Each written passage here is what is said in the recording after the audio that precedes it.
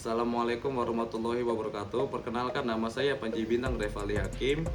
Saya saat ini sedang mengambil studi perguruan tinggi ilmu di salah satu universitas di Samarinda, yaitu Universitas Sultan Haji Muhammad Idris Samarinda. Fakultas yang saya ambil ialah Fakultas Syariah, jurusan Pidana Politik Islam, program studi Hukum Tata Negara. Kemudian adapun tujuan saya membuat video ini adalah untuk mendapatkan nilai ujian tengah semester, mata kuliah pengujian peraturan perundang-undangan, dan dosen pengampu mata kuliah ini adalah Dr. Haji Siti Aisyah, SPD, SH, MM, MH. Demikian perkenalan singkat dari saya. Selanjutnya kita masuk ke pembahasan. Yang akan saya angkat pada video ini ialah bagaimana proses pengujian undang-undang di peradilan MK. Assalamualaikum warahmatullahi wabarakatuh. Waalaikumsalam. Sebelumnya perkenalkan Kak, saya ini siswa dari Mandua. Tujuan saya datang ke kakak ini, saya ini penasaran Kak, karena kan yang lagi naik akhir-akhir ini yaitu permasalahan di MK, yaitu ya adalah tentang Mas Gibran gitu Pak. Kak, tapi yang saya penasaran itu Kak, terkait dengan pengujian peraturannya itu Kak, gimana? Ya kan pasti ada prosesnya tersendiri Kak dalam pengujian tersebut.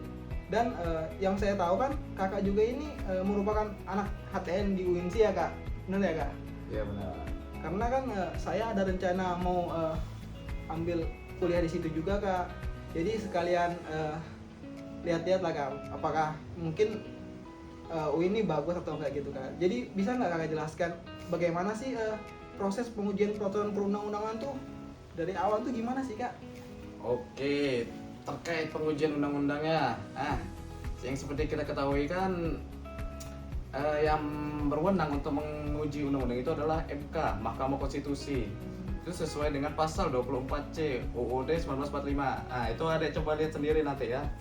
Nah, untuk terkait pengujiannya itu ada dua model. Yang pertama itu pengujian formil dan material.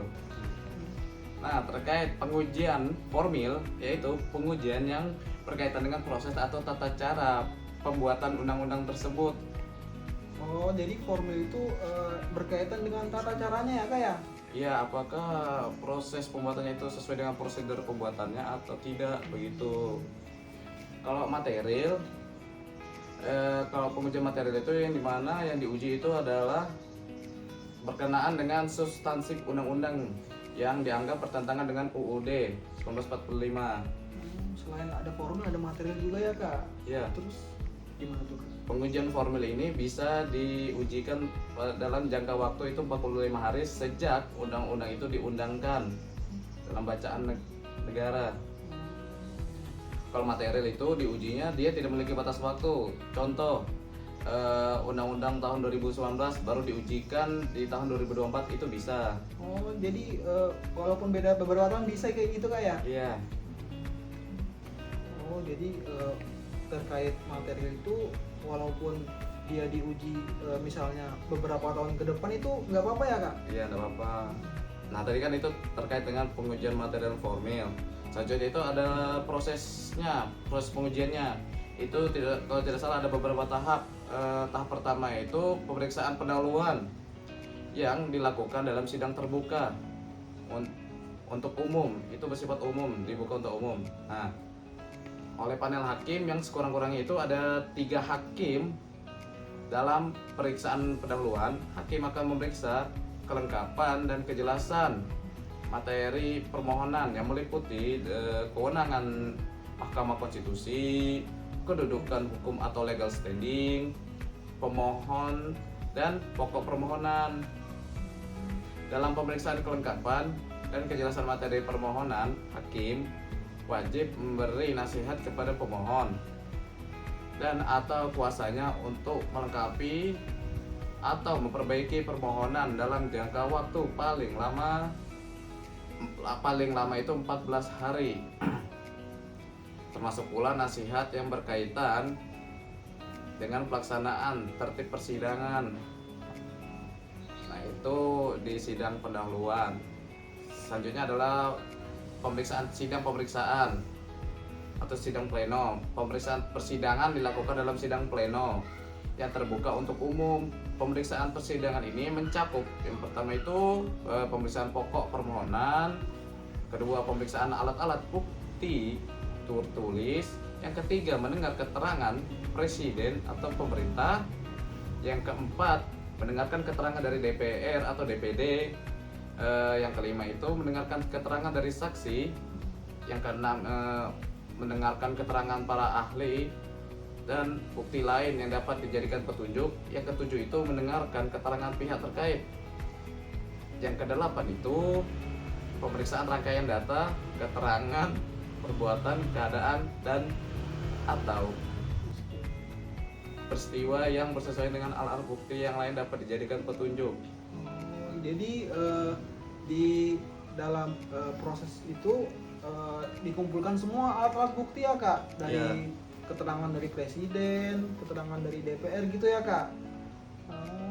Jadi istilahnya tuh pengumpulan alat bukti gitu ya kak.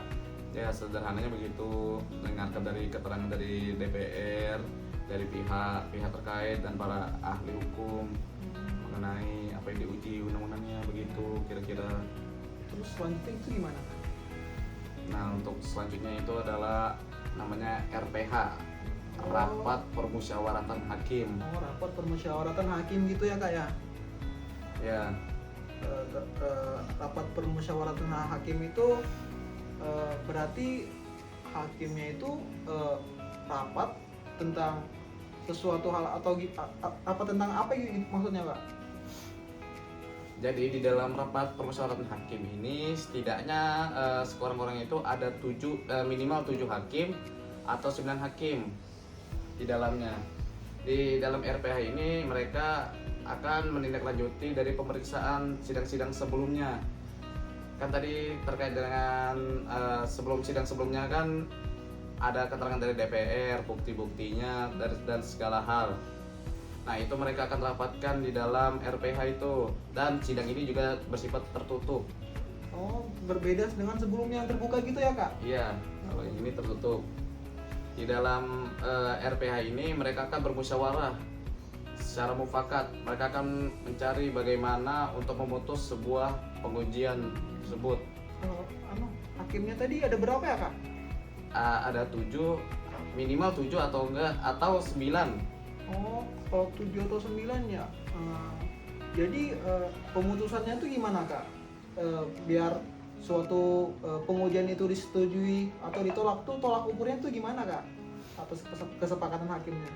Nah, untuk berbicara kesepakatan hakim itu, misalnya hakimnya yang setuju, misalnya ada 9 hakim yang setuju dan argumentasinya itu sama, itu ada 6 orang hakim.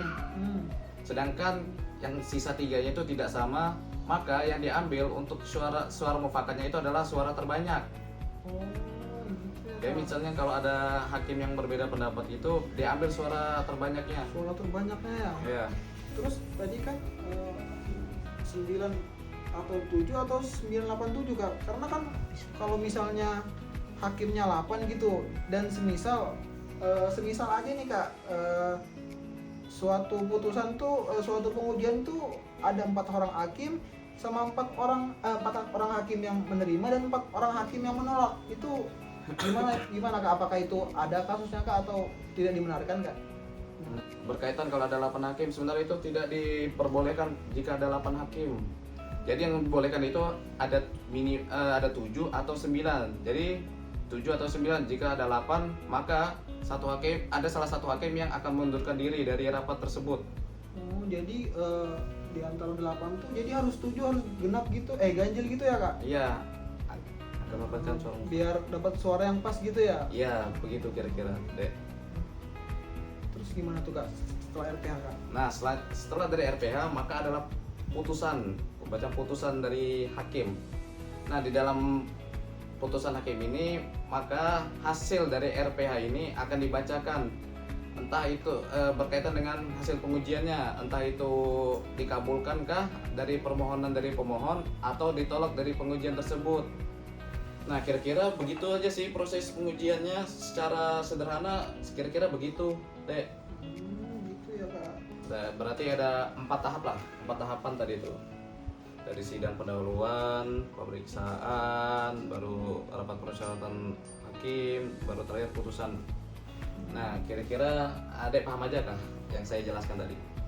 Ya, paham sih kak, paham nggak paham karena kan saya juga masih SMA ya kak. Oh iya iya. Tapi insya Allah saya akan pelajari lah kak. Kan setelah mendengar penjelasan kakak ini, saya makin semangat gitu untuk kuliah di UIN gitu kak. Nah iya.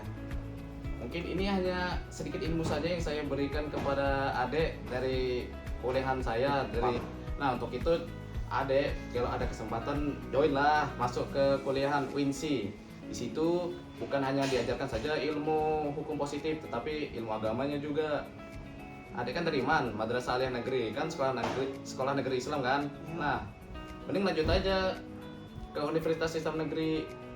Oh, jadi di UIN itu selain belajar tentang ATN, hukum tata negara, berarti belajar juga tentang agamanya kak. Iya. Jadi tertarik saya.